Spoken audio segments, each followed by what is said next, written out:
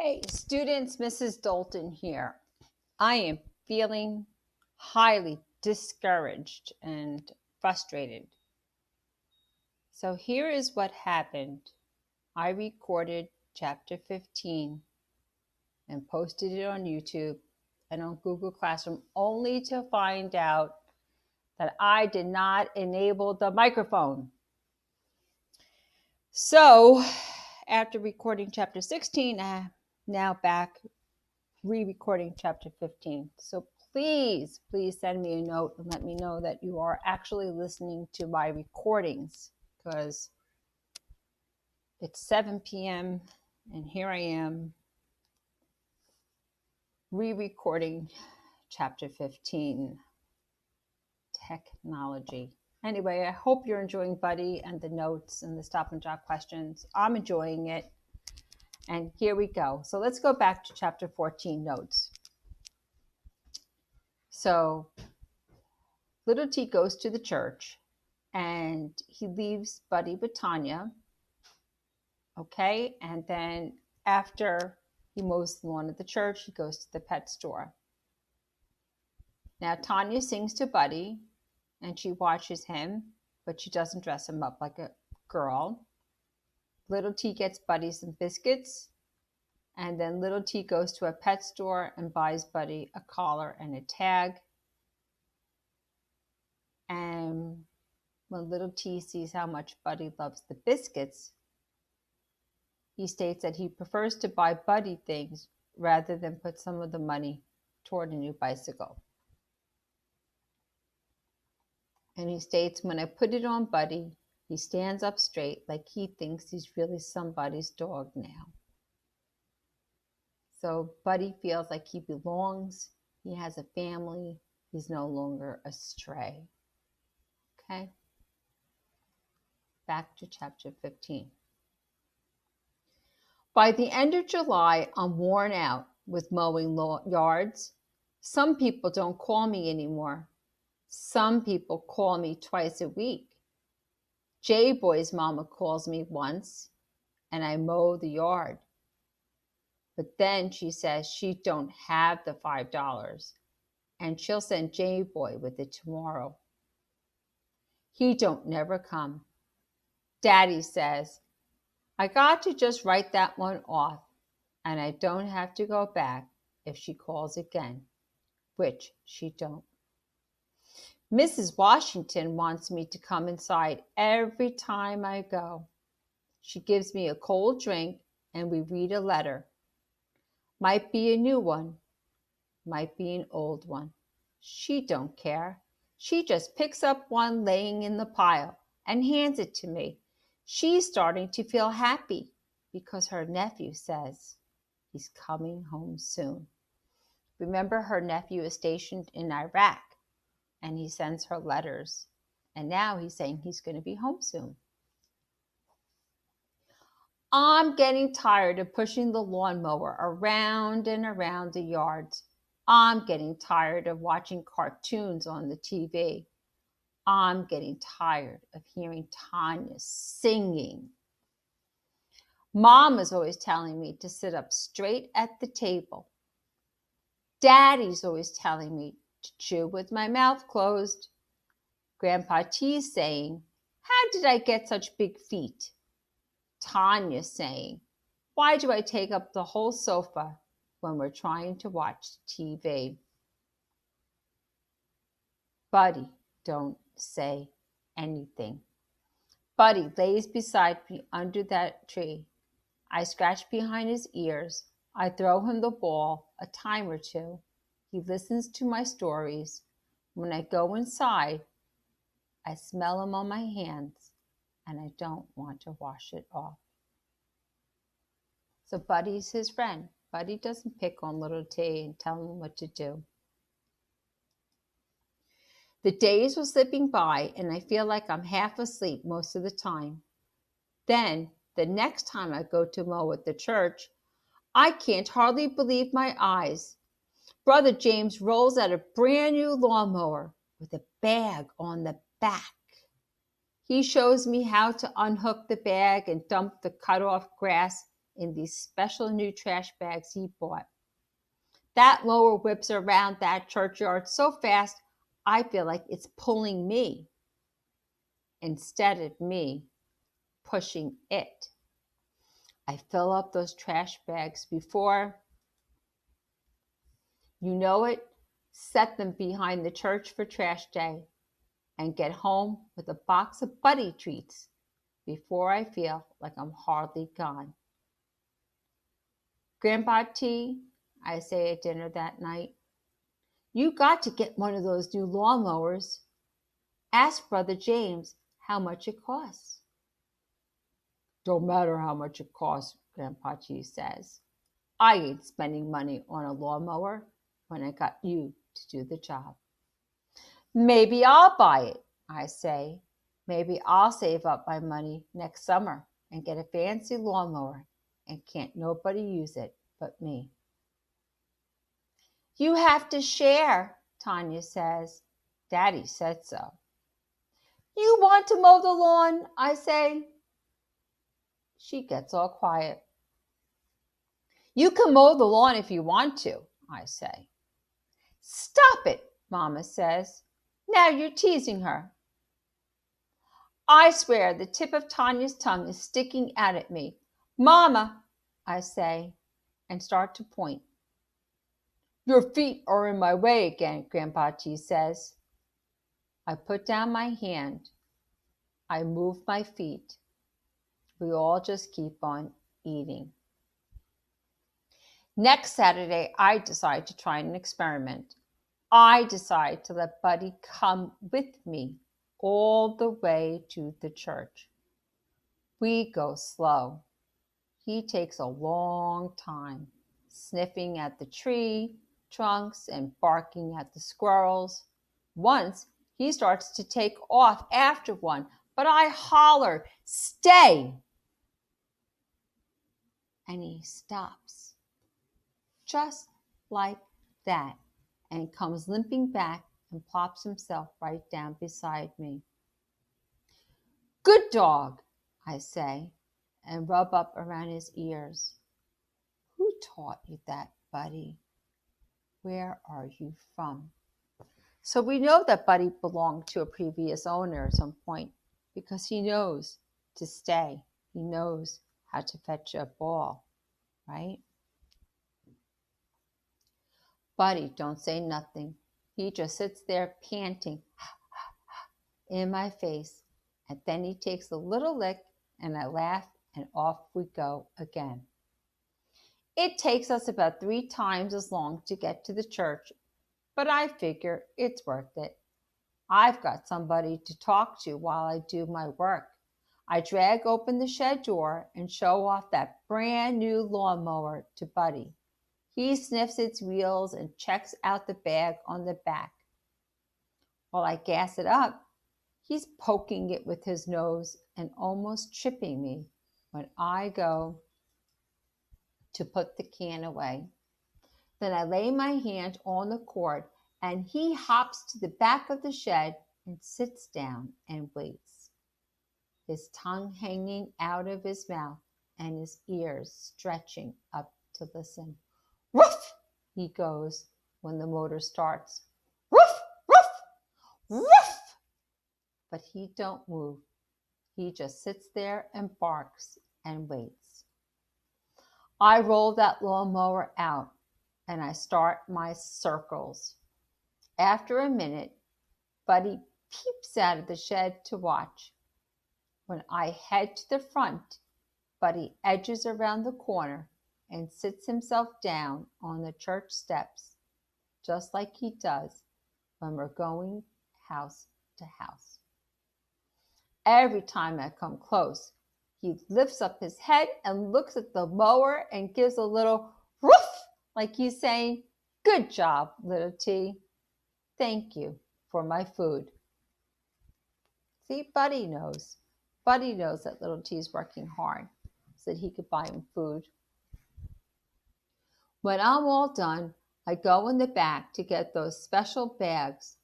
Brother James bought a wire rack you hook the bag onto, hold it open. I'm searching all through that shed and can't find it. I'm saying, where did I put that rack last Saturday?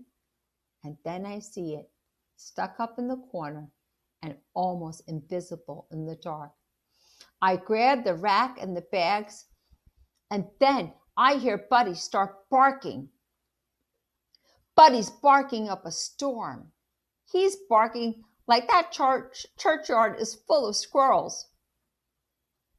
He's barking like he's going to tear out every one of their throats twice over. He ain't drawing breath. He's just barking and barking. I throw down the stuff and I tear around the church to the front, and I see why. Buddy's standing up on his 3 legs on the church porch, tied to the post with an old piece of rope, and 2 boys are pushing that lawnmower down the street. "Hey, you!" I yell. "Hey, you!" They turn around, and I see one of them is J-Boy. "What you doing with that lawnmower?" I yell. They turn back around and keep on pushing. I start running after them. "J-Boy," I'm yelling. "J-Boy, what are you doing with that lawnmower?" And Buddy's barking and barking and pulling at that rope. I'm about to catch up to them. "Leave that lawnmower alone," I'm yelling. "That's the church's lawnmower." Buddy's voice is practically going hoarse with barking.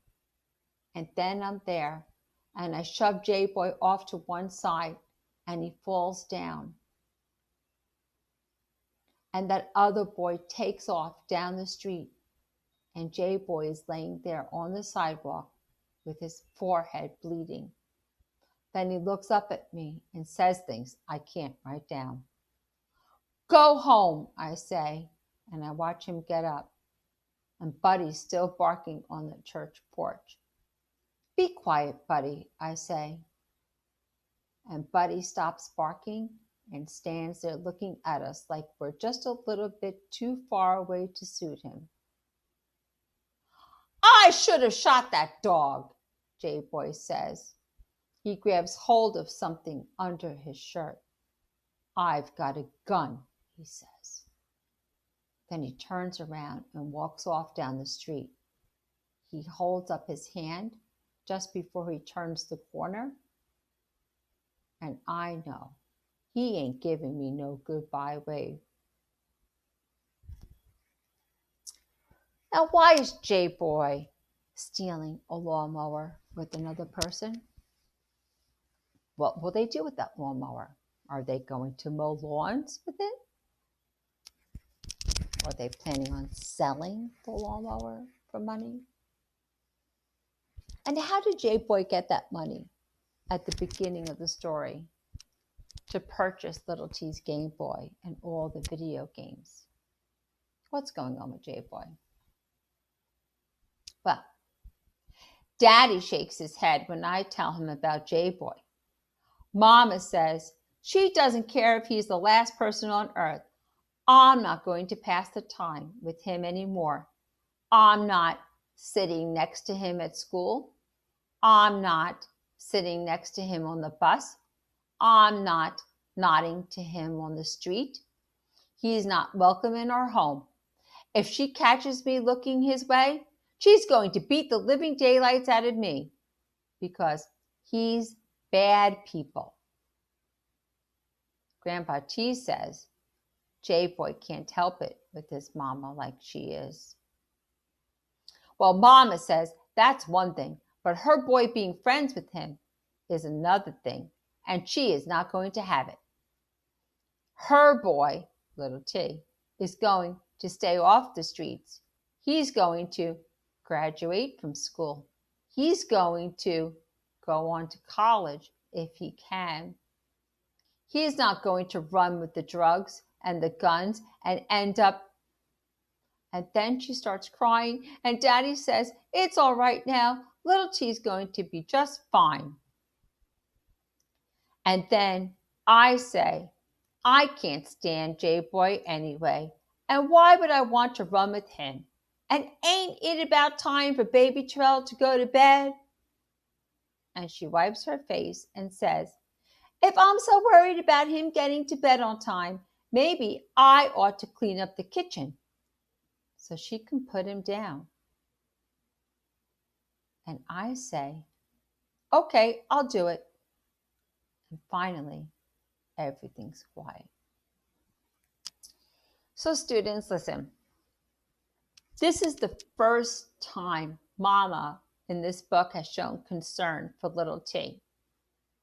She doesn't say directly, I love you, I care for you.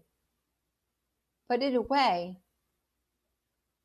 with her saying, you'll have nothing to do with this J boy, because she has dreams for little T, that he's not going to get in trouble, that he's going to do something with his life.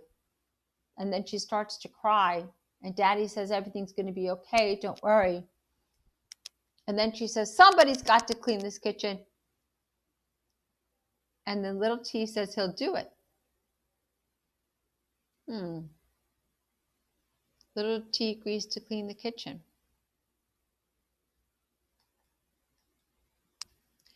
I clean up, and then I go out and sit next to Buddy in the dark of the shed. He snugs up next to me. I bury my fingers in the fur behind his ears, and I tickle the ends of that caterpillar eyebrow. We sit still, listening to all the whispering nighttime sounds. A pecan dropping on the shed roof. Somebody playing a radio down the street. Some lady calling her kids. The air conditioner kicking on. Something rustling in the pile of paint cans stacked up in the corner. When a car rolls by, we can feel the bass beating in the wood walls around us. I hear Buddy breathing. I feel his soft fur and the muscles growing stronger and stronger under his skin. I hold my hand up to my face and I smell his smell. And I think, it's okay, Mama. It's all going to be just fine. So, what makes everything fine? Why is little T concerned about Mom? And why did he clean the dishes? But it just seems that Buddy just makes everything better, right? So let's look at the notes. Oh, by the way, this thing with the mouse and the circle, I'm trying to do text-to-speech here with my Chromebook, and I don't have a wireless mouse, and I don't have wireless headsets, so your teacher's doing the best she can, but I'm going to get rid of this, so don't worry about it. Okay, I'll figure this out tomorrow, but it's not working. As a matter of fact, I think it's making it more confusing for you. But all right, Buddy, chapter 15 notes. The setting is little T's home and the church, and then back to the home. Here's the plot. Brother James buys a new lawnmower for the church. Little T takes Buddy with him on his walk to the church. It slows down the walk, but it's worth it. J-Boy and his friends tried to steal the lawnmower, but Buddy and little T stopped them.